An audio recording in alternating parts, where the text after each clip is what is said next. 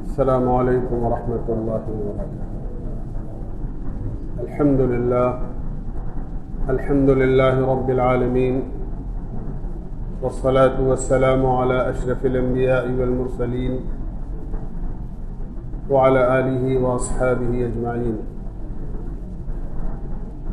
اما بعد فاعوذ باللہ من الشیطان الرجیم، بسم اللہ الرحمن الرحیم۔ ومن أحسن قولا ممن دعا إلى الله وعمل صالحا وقال إنني من المسلمين۔ صدق اللہ العظیم۔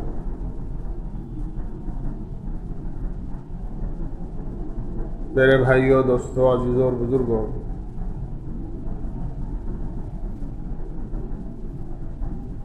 ہم مسلمان ہیں اور مسلمان ہونے پر فخر ہے۔ مسلمان کہتے اس کو ہیں جو مذہب اسلام کو ماننے والا ہو، جس کا مذہب اسلام ہو اس کو مسلمان کہا جاتا ہے۔ مذہب اسلام چند باتوں کے اقرار یا چند باتوں کو کر لینے کا نام نہیں ہے، بلکہ اسلام مذہب ایک جامع اور مانع دین ہے اور ایک مکمل اور منظم ضابطۂ حیات اور قانون زندگی ہے۔ اسی لیے اللہ تعالیٰ نے ایک موقع پر قرآن کریم میں ایمان والوں کو مخاطب کر کے فرمایا ہے، یا ایھا الذین آمنوا ادخلوا فی السلم کافہ، اے ایمان والو اسلام میں پورے داخل ہو جاؤ۔ پورے داخل ہونے کا مطلب یہ ہے کہ تمہاری 24 گھنٹے کی زندگی یا پیدا ہونے سے لے کے دنیا سے جانے تک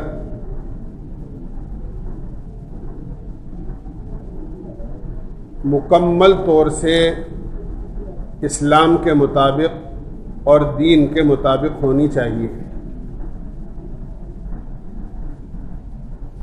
اللہ تعالیٰ کو ہرگز یہ چیز پسند نہیں ہے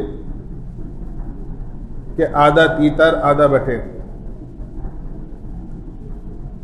نماز پڑھیں مسلمانوں جیسی، معاشرت اور زندگی گزاریں غیروں جیسی،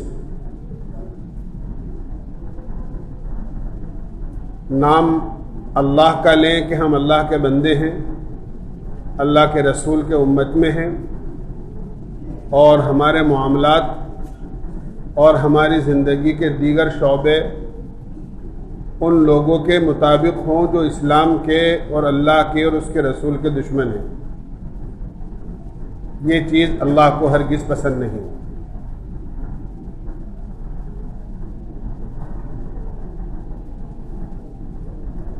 یہود و نصارہ نے حضرت موسیٰ علیہ السلام اور حضرت عیسیٰ علیہ السلام کے زمانے میں ایسا کیا تھا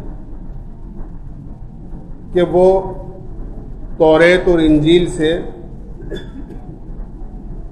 ایسی باتیں لیتے تھے جو ان کے مزاج اور طبیعت کے موافق ہوتی تھی، اور ان سب چیزوں کو چھوڑ دیا کرتے تھے جو طبیعت اور مزاج کے خلاف ہوتی تھی۔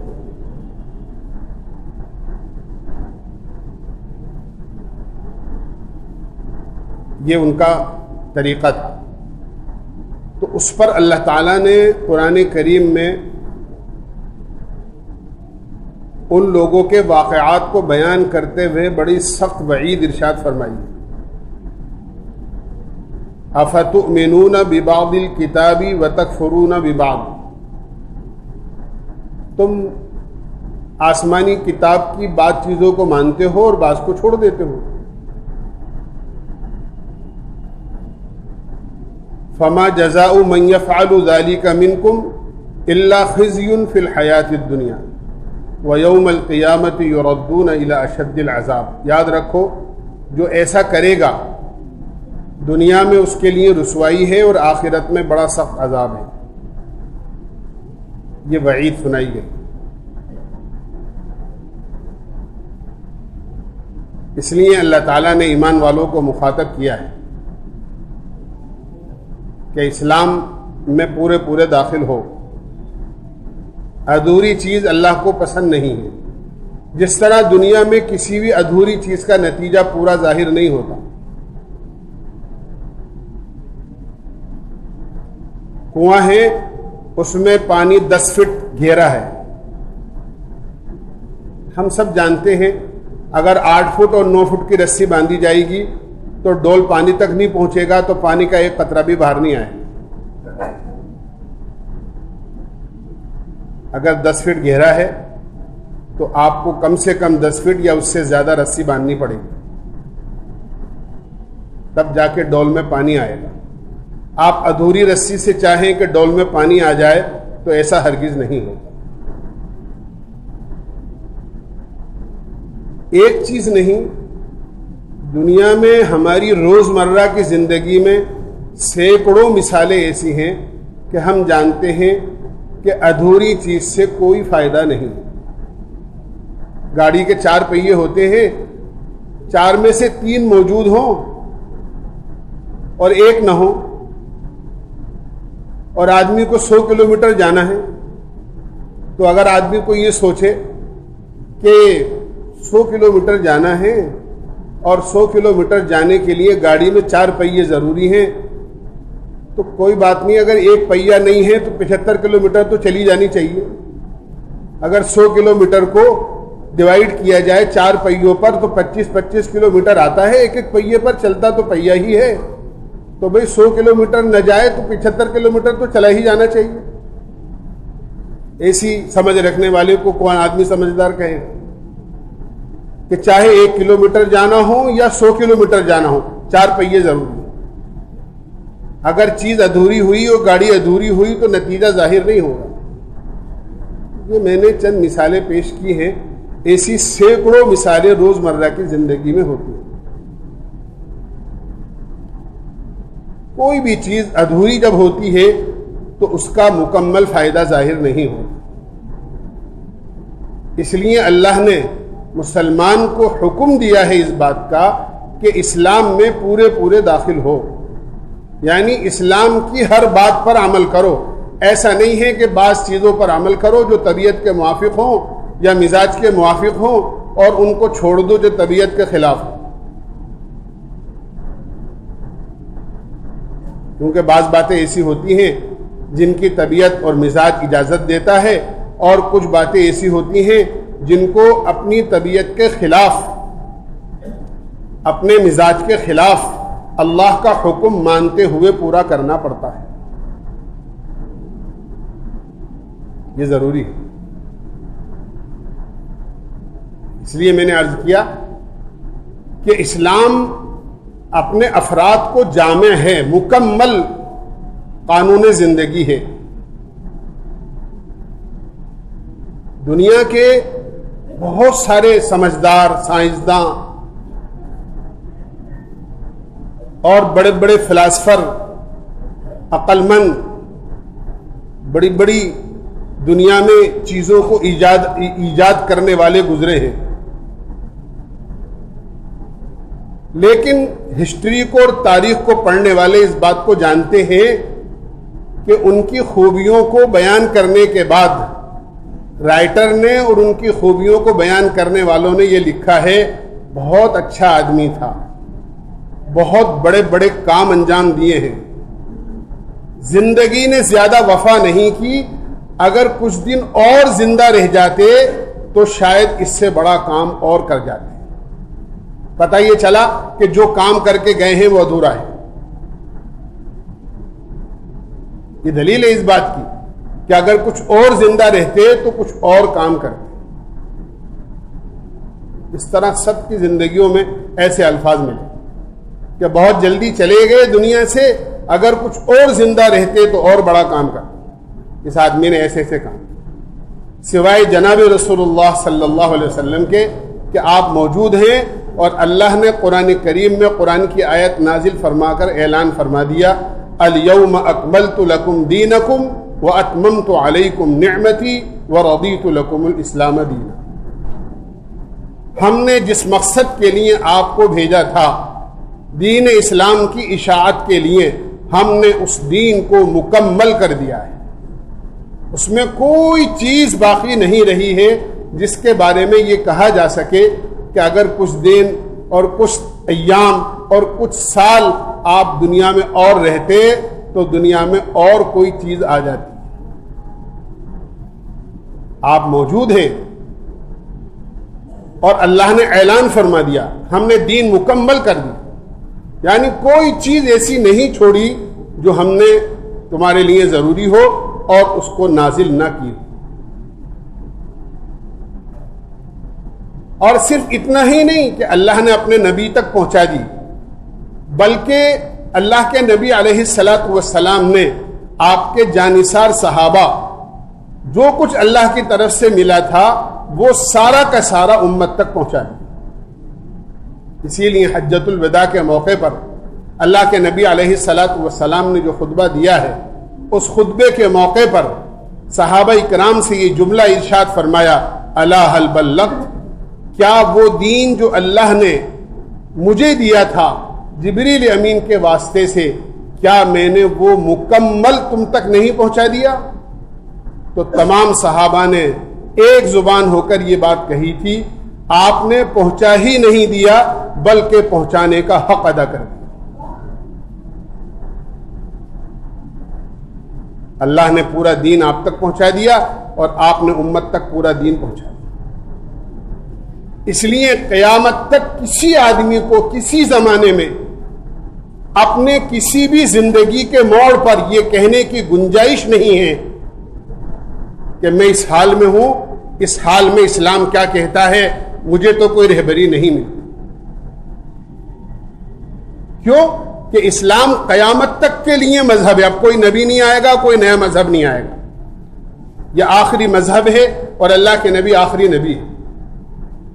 قیامت تک جتنے لوگ آئیں گے سب اسلام ہی کو فالو کریں گے، وہی مسلمان کہلائیں گے، نہ کوئی نبی آئے گا، نہ کوئی کتاب آئے گی، نہ کوئی مذہب آئے گا۔ تو قیامت تک جتنے حالات پیش آئیں گے تمام حالات کا حل اللہ نے قرآن میں اور اللہ کے نبی نے اپنے مبارک ارشادات میں فرما دیا۔ کوئی آدمی قیامت تک دنیا کے کسی بھی کونے میں یہ دعویٰ نہیں کر سکتا کہ میں اسلام پر عمل کرنا چاہتا ہوں اور اسلام میں یہ میرا مسئلہ پیش آ گیا ہے، اس مسئلے کا کوئی حل مجھے نظر نہیں آتا۔ یہ الگ بات ہے کہ اس نے دین نہیں پڑھا، دین نہیں سیکھا، اس لیے اسے نظر نہیں آتا، لیکن اگر وہ قرآن جاننے والوں سے اور حدیث جاننے والوں سے اور اللہ کے نبی کی شریعت کو جاننے والوں سے پوچھے گا تو یقیناً اس کو اس کا حل ملے گا۔ میں عرض کرتا رہتا ہوں، شاید اس سے پہلے میں نے عرض کیا ہوگا کہ امریکہ جیسے ترقی یافتہ ملک میں ایک بڑے نرسنگ ہوم میں 2 عورتیں داخل ہوئیں اور ان دونوں کے بچے پیدا ہوئے، ایک کے لڑکا ایک کے لڑکی، لیکن ہنگامی حالات میں یہ بھول ہو گئی وہاں کے ڈاکٹر اور نرسوں سے کہ یہ تمیز کر سکے کہ کس عورت کے تو لڑکی پیدا ہوئی ہے اور کس عورت کے لڑکا پیدا ہوا ہے۔ صبح ہوئی، ایک مسئلہ پیدا ہو گیا کہ اب لڑکا تو کس کو دے میں اور لڑکی کس کو دے۔ وہاں تو 20 عورتیں ہیں جو ایک ساتھ آتی ہیں، ان کی بچوں کی ولادت ہوتی ہے، لیکن ہو گیا مغالطہ۔ جو علامتیں اس وقت میں بچوں کے لگائی جاتی ہیں وہ علامت لگانا بھول گئے، پتہ ہی نہیں ہے کہ عورت کے بچہ کی، عورت تو بالکل ایسی حالت میں ہوتی ہے کہ نئی زندگی ملتی ہے اس کو اس وقت میں تکلیف میں۔ ڈاکٹروں کی پوری ٹیم بیٹھی، پوری یونٹ بیٹھی، ایک مسلمان ڈاکٹر بھی تھا، سارے کے سارے عیسائی ڈاکٹر تھے، سب نے مل کر اس مسلمان ڈاکٹر سے یہ کہا کہ تم یہ کہتے ہو کہ ہمارے قرآن میں ہر مسئلے کا حل ہے، اب یہ مسئلہ اٹک گیا ہے، ذرا اس کو تو حل کرو۔ انہوں نے تو مذاق کے طور پر کہا تھا، لیکن مسلمان چاہے اس کی زندگی کیسی بھی ہو، وہ قرآن اور حدیث پر ایمان اور یقین رکھتا ہے۔ ڈاکٹر نے کہا کہ یہ بات تو یقینی ہے کہ ہمارے قرآن میں ہر مسئلے کا حل ہے، لیکن چونکہ میں عالم نہیں ہوں، میں علماء سے رابطہ کر کے اس کا جواب اور اس کا حل نکال سکتا ہوں۔ انہوں نے ایک عالم سے رابطہ کیا اور اپنے سارے حالات بتائے کہ ایسا واقعہ پیش آ گیا ہے۔ تو ان عالم صاحب نے یہ جواب دیا کہ قرآن کریم کی ایک آیت ہے، اللہ تعالیٰ نے میراث کے مسائل جہاں بیان فرمائے ہیں سورہ نساء میں، وہاں اللہ نے مرد عورت کے درمیان میں کچھ ڈفرینس رکھا ہے حقوق کے بارے میں۔ مرد کا حق عورت کے مقابلے میں ڈبل ہے، یا یوں کہیے کہ عورت کا حق مرد کے مقابلے میں آدھا ہے۔ یہ اصول ہے، للذکر مثل حظ الانثیین۔ ڈاکٹر صاحب سے جب عالم صاحب نے یہ بات کہی تو ڈاکٹر صاحب نے کہا کہ بس مسئلہ حل ہو گیا، اور ہاسپٹل آئے اور آنے کے بعد دونوں عورتوں کی جو بچے کی پہلی غذا ہوتی ہے ماں کا دودھ، وہ نکلوایا اور اس کو لیبوریٹری میں چیک کرایا۔ اس کی جو رپورٹ آئی تو ایک عورت کے دودھ میں وٹامن ڈبل تھے اور ایک عورت کے دودھ میں وٹامن آدھے تھے۔ یہ فیصلہ کیا گیا قرآن کی آیت کی روشنی میں، جس کے دودھ میں طاقت ڈبل ہے لڑکا اس کا ہے، اور جس کے دودھ میں طاقت آدھی ہے لڑکی اس کے ہے۔ یہ حل ہے قرآن کے ذریعے سے۔ جہاں دنیا کی عقلیں بڑے بڑے فلاسفروں کی، ڈاکٹروں کی، انجینئروں کی جہاں عقلیں فیل ہو جاتی ہیں، قرآن کریم اس مسئلے کو وہاں جا کر حل کرتا ہے۔ اس لیے میں نے عرض کیا، دنیا میں آج نہیں قیامت تک نہ معلوم سائنس کتنی ترقی کرے گی اور ٹیکنالوجی کہاں تک پہنچ جائے گی، لیکن دنیا میں کسی کونے میں چاہے کتنا ہی ترقی یافتہ ملک کیوں نہ ہو، آدمی عصری اور دنیاوی تعلیم کتنی ہی اعلیٰ درجے کی حاصل نہ کر لے، کوئی اسلام کے بارے میں یہ نہیں کہہ سکتا کہ میرا یہ مسئلہ اٹکا ہے، اسلام میں اس مسئلے کا کوئی حل نہیں۔ ایک مکمل حیات زندگی اور ایک مکمل و منظم دستور حیات اللہ نے بنا کر اسلام کی شکل میں ہمیں دیا ہے۔ ہماری محرومی کی بات ہے کہ ہم اسلام کو نہیں اپنا۔ اس کے تو ایک ایک ادب میں اور معمولی چیزوں میں اللہ نے وہ کشش رکھی ہے اور وہ جاذبیت رکھی ہے اور وہ طاقت رکھی ہے جو ہم بیان نہیں کر سکتے، سوچ نہیں سکتے۔ اسی لیے حضرت امام مالک رحمۃ اللہ علیہ نے فرمایا، من تہاون بالآداب عوقب بحرمان السنہ۔ جو آداب کی چیزوں کو، ادب سب سے نیچے درجے کی چیز ہوتی ہے، کہ جو کسی بھی ادب کو ہلکا سمجھ کے چھوڑ دیتا ہے، اللہ تعالیٰ اس کو سنت سے محروم کر دیتا، اور جو کسی سنت کو ہلکا سمجھ کے چھوڑ دیتا ہے، وَمَن تَهَاوَنَ بِالسُّنَّةِ عُوقِبَ بِحِرْمَانِ الْفَرَائِضِ۔ جو آدمی کسی سنت عمل کو ہلکا سمجھ کے چھوڑ دیتا ہے، اللہ اس کو فرضوں سے محروم کر دیتا ہے۔ وَمَن تَهَاوَنَ بِالْفَرَائِضِ عُوقِبَ بِحِرْمَانِ الْمَعْرِفَةِ۔ اور جو آدمی فرائض کو ہلکا سمجھ کے چھوڑتا ہے، اللہ تعالیٰ اس کو معرفت اور ایمان کے نور سے محروم کر دیتا ہے۔ اس لیے اسلام میں کوئی چیز چھوٹی نہیں ہے۔ یہ تو آپس میں جیسے فرض کا درجہ ہوتا ہے، پھر اس کے بعد واجب کا درجہ ہوتا ہے، پھر اس کے بعد سنت کا درجہ ہوتا ہے، یہ تو آپس میں درجات ہیں، ورنہ اسلام کا کوئی چھوٹا سا عمل بھی چھوٹا نہیں۔ ایک آدمی ہے، اس کی 2 اولاد ہے، بچے بڑے ہو گئے، جوان ہو گئے، ایک کی عمر 90 سال کی ہے، ایک کی عمر 80 سال کی ہے۔ تو جب دونوں بھائیوں کا مقابلہ ہوگا تو یہ کہا جائے گا کہ یہ بڑے ہیں اور یہ چھوٹے ہیں، لیکن جب بڑے صاحب نہیں ہوں گے تو 80 سال کو کوئی بچہ نہیں کہے گا، بلکہ بزرگ آدمی کہیں گے لوگ، یہ صاحب کون نہیں، بڑی عمر کے ہیں، بڑے آدمی ہیں، بزرگ آدمی ہیں۔ بڑا چھوٹا تو جب ہے جب دونوں بھائی کا آپس میں مقابلہ ہو، لیکن جب بڑے بھائی اس وقت میں نہ ہو، اوروں کے مقابلے میں جب ہو تو بزرگ آدمی، بچہ کوئی نہیں کہے گا، چھوٹا کوئی نہیں کہے گا۔ ایسے ہی دین کا کوئی عمل چھوٹا نہیں ہے، اور جب اس کی رعایت آدمی کرتا ہے تو اللہ کی طرف سے کتنا نوازا جاتا ہے۔ بشر حافی اپنے زمانے کے حکومت کے ایک معمولی سے ملازم تھے، زندگی بڑی خراب تھی، شراب کے بڑے عادی تھے، ہر وقت شراب میں مست رہتے تھے، برا شوق تھا۔ ایک مرتبہ جیب میں پیسے لے کر شراب خریدنے جا رہے تھے، راستے میں دیکھا کہ ایک کاغذ کا ٹکڑا پڑا ہوا ہے جس پر اللہ کا نام لکھا ہوا ہے۔ بس اتنا دیکھنا تھا کہ ایک دم سے جسم کے اندر ایسی خون کی کھولاہٹ اٹھی کہ اللہ کا نام اور پیروں میں اور زمین پر، فوراً اس کو اٹھایا، صاف کیا۔ جن پیسوں سے شراب خریدنے جا رہے تھے، بازار جا کر بجائے شراب خریدنے کے خوشبو اور عطر خریدا، اور اس کاغذ کے ٹکڑے پر جس پر اللہ کا نام لکھا ہوا تھا خوشبو لگائی، اور اپنے سر پر رکھا ادب کے خاطر، اور گھر پر آئے اور آنے کے بعد اس کو سب سے اونچی جگہ ادب کے ساتھ رکھ دیا۔ اب پیسے تو تھے نہیں کہ اس سے شراب خریدتے، جس سے شراب خریدنی تھی خوشبو خرید، اسی حال میں سو گئے۔ حسن بصری رحمت اللہ علیہ اس زمانے میں بڑے اللہ والے تھے۔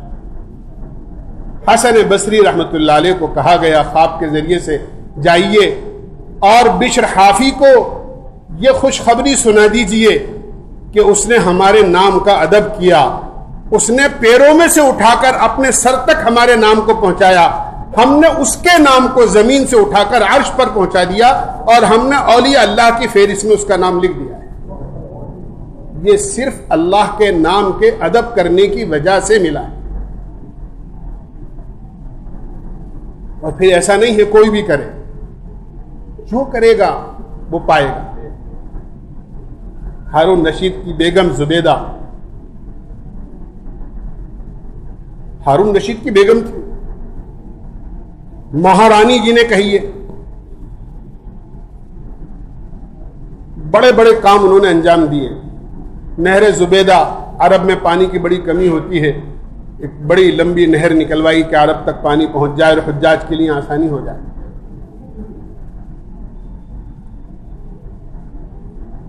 انتقال ہوا تو کسی نے خواب میں دیکھا، زبیدہ سے پوچھا، زبیدہ کیا گزری؟ کہنے لگی اللہ نے معاف کر دیا۔ تو خواب دیکھنے والے نے کہا کہ تمہارا وہ کام کہ جو تم نے زبیدہ کے نام سے نہر نکالی اور عربوں تک تم نے پانی پہنچایا حجاج تک، وہی عمل تمہارا مغفرت کا ذریعہ بنا ہوگا۔ زبیدہ کہنے لگی اس کا تو کوئی تذکرہ بھی نہیں آیا، کہ پھر مغفرت کس بات پر ہوئی؟ کہ میری مغفرت تو ایک اس بات پر ہوئی کہ میں بہت چھوٹی تھی اور اپنی سہیلیوں کے ساتھ کھیل رہی تھی، اور بچیاں جب آپس میں کھیلتی ہیں تو بالکل ہم جانتے ہیں فری ہو کر کھیلتی ہیں۔ کہا کہ میرا دوپٹہ سر سے اترا ہوا تھا، اچانک کھیلتے کھیلتے اذان کی آواز میرے کان میں پڑی، اور جب مؤذن نے اللہ اکبر کہا تو لفظ اللہ سنتے ہی میرا سر کھلا تھا، میں نے جلدی سے اپنا دوپٹہ سر پر رکھا ادب کی وجہ سے، کہ یہ میرا اللہ کے نام کا ادب کرنا اور اپنے سر کو ڈھکنا اللہ کو اتنا پسند آیا کہ میری مغفرت کا ذریعہ یہ ادب کرنا ہی بن گیا۔ آج ہماری مستورات تو اپنے گھروں میں اپنے سروں کو کھلا رکھنا کوئی عیب ہی نہیں سمجھتی، اور بازار میں اپنے سر کو کھلا رکھنا اور بالوں کو برقعے سے پیچھے نکال کر لوگوں کو دکھانا فخر کی چیز سمجھتی ہیں، فیشن کی چیز سمجھتی ہیں، یعنی بے حیائی فیشن بن گئی۔ حالانکہ حدیث میں آتا ہے جو عورت اپنے گھر میں اپنے محرم مردوں کے سامنے، نامحرم کا کوئی سوال نہیں ہے، گھر میں وہ مرد باپ ہے، بیٹا ہے، بھائی ہے، شوہر ہے، اپنے محرم مردوں کے سامنے ننگے سر رہتی ہے، اللہ کے رحمت کے فرشتے اس گھر میں داخل نہیں ہوتے۔ اللہ کے نبی کا فرمان ہے، رحمت کے فرشتے اس گھر میں داخل نہیں ہوتے۔ پھر کہاں سے برکتیں آئیں گی، پھر کہاں سے رحمتیں آئیں گی، پھر کہاں سے گھروں میں محبت پیدا ہوگی؟ پھر رات دن کی چک چک اور رات دن کا جھگڑا اور رات دن کی تو میں اور رات دن کی یہ کہ بچہ نافرمان ہے، سنتا نہیں ہے، بیٹیوں کے مسئلے ہیں حل نہیں ہو رہے ہیں، رشتے آتے ہیں دوبارہ کوئی لوٹ کر نہیں آتا ہے، بچی بیاہنے کے لیے دی تھی لیکن بہت پریشان ہیں، سسرال والے اچھے نہیں ملے۔ ایک مسئلہ ہو تو نہ معلوم کتنے مسئلے ہیں۔ یہ اس لیے ہے کہ اللہ کی رحمت تو گھر میں داخل ہی نہیں ہو رہی، جو فرشتے رحمت لے کر آتے ہیں وہ تو اندر داخل ہی نہیں ہو رہے، ان کی انٹری نہیں ہو رہی ہے۔ اب جب رحمت نہیں آئے گی تو پھر کیا ہوگا گھر میں، یہ ہم خود فیصلہ کر سکتے۔ بہرحال بات دوسری طرف چلی گئی۔ آج میں کر رہا تھا کہ اسلام تو چھوٹی چھوٹی چیزوں میں اللہ نے ایسی کشش اور ایسی طاقت اس کے اندر رکھی ہے کہ اگر کوئی آدمی اس پر عمل کرے تو اللہ تعالیٰ اس ادب کے ذریعے سے نہ معلوم کتنا اس کو نواز دیتے ہیں۔ پھر جو سنت پر عمل کرے گا اس کو کتنا ملے گا، اور جو فرائض کا اہتمام کرے گا اس کو کتنا ملے گا۔ اس لیے اسلام ایک مکمل اور منظم حیات زندگی ہے، اس کو مکمل اپنانے کا حکم ہے اللہ کی طرف سے۔ ایسا نہیں ہے جو دل چاہا مانا اور جو نہیں چاہا اسے چھوڑ دیا۔ اللہ ہمیں سمجھنے کے عمل کی توفیق نصیب فرمائے۔ وآخر دعوانا الحمدللہ۔